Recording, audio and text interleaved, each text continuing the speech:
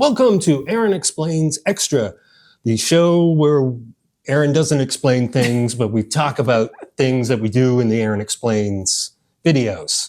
And today I want to talk about why we didn't talk about Sydney Sweeney in our previous video and why I don't want to talk about Sydney Sweeney. Sure. This is inspired by some viewer mail we got that I would like to read to you right now before responding.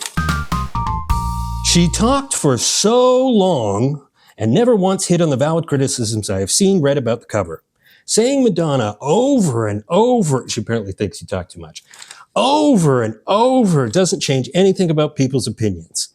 No, but it puts the stuff into historical context. So it's kind of, I think, what we were trying to do. But here's the most important part. We're not talking about Madonna in the 80s. We are talking about right now. Fascist coup 2025. And throwing up a weak disclaimer about being before the Sydney Sweeney discourse is disingenuous. This is all part of the same conversation. Now, number one, not a coup. America voted for the fascists. Okay. Number two. Well, she is correct that I do talk a lot. That's fine. I'll accept that. All right, fair enough. Number three. And I do go on and on. Number three, this isn't our job. This is not a full-time occupation. I don't know if you've checked the views underneath these videos, but this is not, it'd be lovely if this was a top priority, if we could make it a top priority, but it really isn't.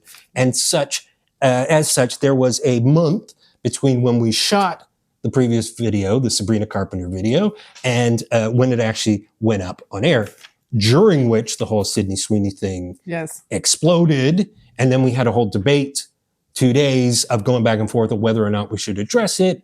Was it even connected? Should we address it at all? At one point I was kind of arguing we shouldn't, but we thought other people might connect it. Clearly I was right. And that kind of brings me to point number 4, which is that I don't really think they are the same conversation at all, other than white woman and her appearance. Mm-hmm. But in the context of them, we had, from what you explained to me, the Sabrina Carpenter seemed to be an organic response to this album cover that was pushing contemporary sexual mores under a conservative era. And the Sydney Sweeney thing was a couple of obscure articles that the right wing then blew up into some gigantic debate that is not actually happening. And a whole bunch of dumb people on the left fell for it and want to have a conversation that isn't worth having because it was a freaking Gene commercial with a wordplay designed to provoke and has worked wonders. Their stocks are going up. And I mean, the reality is that I think that everybody knew, or if they didn't, I don't know why, that Sydney Sweeney is a right-wing MAGA person. There's been hints of this. Yes, there's been hints of this, and that... But I don't think it would matter. I think they could have used anybody for that ad. The ad would have been the exact same. The fact that she turns out to be MAGA has nothing to do with why they picked her for the ad. They picked her for the ad because she's like hot right now. Exactly. She's a hot, white, blonde woman. I meant hot like in a, not hot, physically hot, but like, as a celebrity. She's just the hot thing right now. Coming up and coming. And I think that the idea of genes, the play on words, the sort of eugenics kind of idea, I mean, that's something that these days is apparently acceptable. Yeah. And is that a problem? Yes, it is a problem. But I think that it's completely a different discussion than what Sabrina Carpenter was doing and playing with.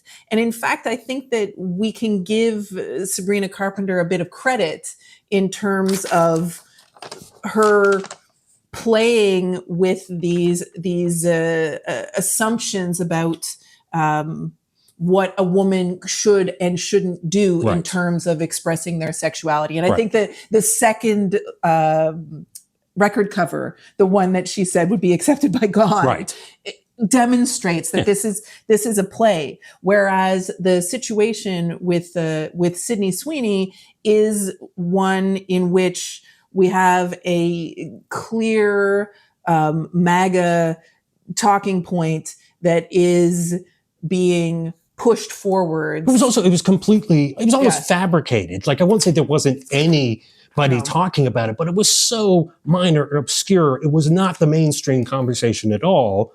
And then the right wing pretended like it was and got everybody then on their side to get all worked up about it. And then a whole bunch of idiots, because that's the one thing that both sides have in common is idiots. And then they freak out. And I'm literally yesterday, Facebook, I get pushed some post telling me that I need to be boycotting Baskin Robbins because they've got a deal for Sydney Sweeney's favorite flavor right now. If you order her favorite flavor, you can get a deal. And I'm supposed to be boycotting fucking ice cream because of this. So then I try to figure out, is this real? Is this some lunatic on the left or is this some lunatic on the right? And so I look it up, I Google it, and apparently there's like 30 different reasons. How many things they post on that first page of Google? 20, 30 results? Yes. Every one of them was a different reason that I should be boycotting Baskin Robbins. One of which was Sydney Sweeney, and it was the exact same wording as the Facebook post. So I'm thinking, this is bullshit. And I'm not engaging. I think it's fine. I think it's fine. I'm not explaining Sydney Sweeney. If I want something explained, why are people idiots falling for this? And I think it's fine to have a complaint about the ad and to see that it's a problem. Yeah, knock yourself out. That's completely fine. That's I great. agree that it is problematic. I agree that the way that the right is kind of playing around with sort of femininity and female sexuality. I was in our next episode, which is about sororities.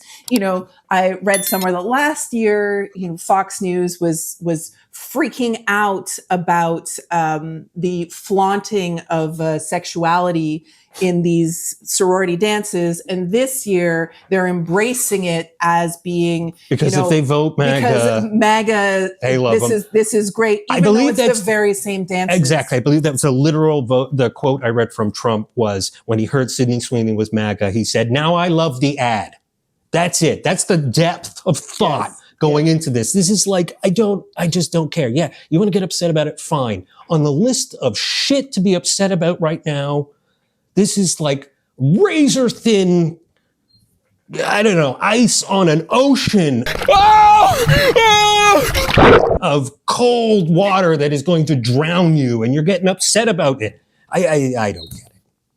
I mean, I'm open to the upset. I'm fine. I'm fine with the upset. All right. Be upset. Leave a comment below. Be upset. I think it's a waste of time. That's my opinion. That's what this new show is. Ryan's opinion. Yeah.